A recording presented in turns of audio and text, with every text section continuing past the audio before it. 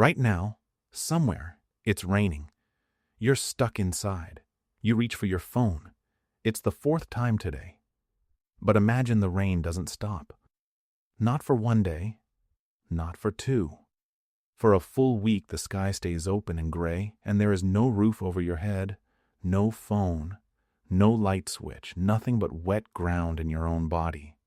This actually happened over and over for hundreds of thousands of years, and the way your ancestors survived it shaped something you still carry inside you today. Start with the obvious problem. Rain is not just inconvenient, it is dangerous. A human body loses heat 25 times faster in wet conditions than in dry ones. Hypothermia can set in even when the air temperature is well above freezing, as long as skin stays soaked and wind keeps moving across it.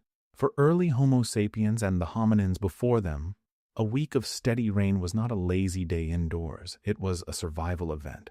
Fire could drown, food could rot, predators still hunted, and there was no dry corner waiting to be found. So what did they actually do? The first answer is architecture, and it is older than most people assume. At a site called Terra Amata on the French coast, archaeologist Henry de Lumley uncovered the remains of oval huts dated to roughly 400,000 years ago. Post holes in the sand showed where branches had been driven into the ground and bent inward, lashed together into a dome, then likely covered with hides or bark.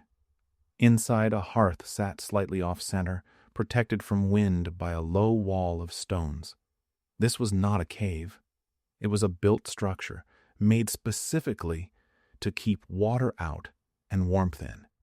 Your ancestors were engineering shelter against the rain nearly 500,000 years before anyone wrote a word. Caves get more attention, but they were not always available, and they were rarely comfortable. Cold stone floors pull heat out of a resting body. So evidence from sites across Europe shows something clever. Bedding. Researchers studying Border Cave in South Africa found layers of ash and plant material dated to 77,000 years ago, arranged in what looks like deliberate bedding platforms. The ash likely repelled insects. The plant matter, softened and dried, created insulation between skin and stone.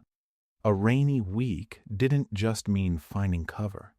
It meant building a floor that wouldn't steal your warmth while you waited it out. Now think about fire, because fire is where the real tension lived. Rain threatens fire constantly. Wet wood won't catch. Wind drives smoke back into a shelter. And yet keeping a flame alive through a wet week wasn't optional. It was the difference between eating and not eating, between warm and hypothermic. Anthropologist Richard Wrangham has argued that control of fire may be one of the true turning points in human evolution, not just for warmth, but because cooking unlocked far more calories from food than eating it raw. A week without a working fire meant a week of colder food, harder digestion, and slower recovery. So people adapted. They learned to store dry tinder inside shelters. Ahead of the rain, the same instinct that makes you check you have candles before a storm today. They learned which woods stayed drier under bark. They learned to feed a small flame slowly rather than build a large one that could drown. Here's where it gets more interesting than survival logistics. Being trapped together, day after day in a low, smoky shelter, did something to human minds that dry, active days did not. Anthropologist Polly Wiesner spent years studying the Jew Hawanzi people of the Kalahari and published a striking finding in 2014. During the day, conversations were mostly practical. Complaints, gossip, logistics, who owed what to whom. But at night, especially during long stretches when people were confined near the fire, conversation shifted almost entirely to storytelling, myths, histories, cautionary tales about ancestors and animals, and the consequences of greed or cruelty. Wiesner found that firelight talk activated imagination, empathy, and shared cultural memory in a way daytime talk simply didn't. A rainy week forcing people into close, dim, low-activity confinement may have been exactly the kind of pressure that turned survival groups into storytelling groups. That single shift matters more than it sounds like it should, because a story is not just entertainment. It is a way to transmit knowledge without direct experience. A rainy week meant children learning secondhand what a drought looked like 50 years earlier, or how a great-grandmother survived a flood, or which plant killed a careless uncle. Confinement bred language, and language bred culture. What if the very thing that seems like a pause in survival, being stuck, bored, waiting out weather, was actually one of the engines that built the human mind? There's also art. In caves across France and Spain, deep chambers show paintings dated to tens of thousands of years ago, places far from any entrance, requiring firelight to reach and firelight to see. Archaeologist David Lewis Williams has proposed that many of these images emerged from altered states brought on by isolation, low light, rhythmic sound, and prolonged time spent in confined spaces. A week trapped by rain, sitting near a fire in a shelter or cave mouth, is precisely that kind of setting. Marks on stone, handprints, animal outlines may have started as something people did with idle, waiting hands. The same restless instinct that makes you doodle in the margin of a notebook during a boring meeting. And there was risk management too, planning ahead in ways that echo how you might stock a pantry before a storm. Archaeologist John Speth has studied how hunter-gatherer groups anticipated bad weather by drying meat, storing fat, and catching food in advance. A group that recognized the signs of an incoming multi-day storm, dark clouds building over days, shifting wind, animal behavior changing, could prepare. Those who couldn't read the signs or ignored them faced real danger. Reading weather patterns wasn't superstition. It was survival intelligence, refined across thousands of storms, thousands of generations, until pattern recognition became instinct. So picture the full week.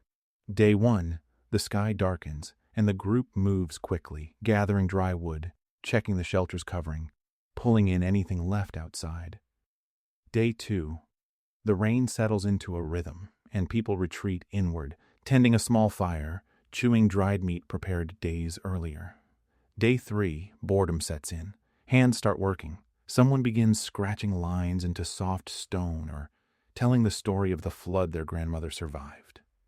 Day 4, a child asks why the rain won't stop, and an elder answers with a myth instead of a fact, because the myth is easier to remember and pass on.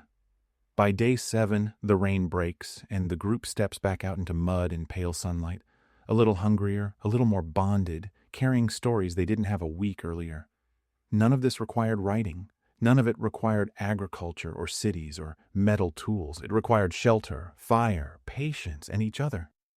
And somewhere in that repeated cycle, storm after storm, generation after generation, the raw materials of human culture were quietly assembled. Architecture born from necessity, cooking born from fire management, storytelling born from confinement, art born from idle hands, and foresight born from reading the sky. Now think about the next time rain keeps you inside. You reach for a screen instead of a fire.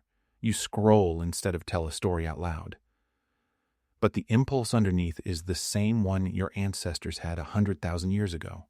Trapped by weather, restless, needing something to do with your hands and your mind, needing connection, needing a story to pass the time. Right now, somewhere, it's raining. And whether you notice it or not, you are still doing what they did,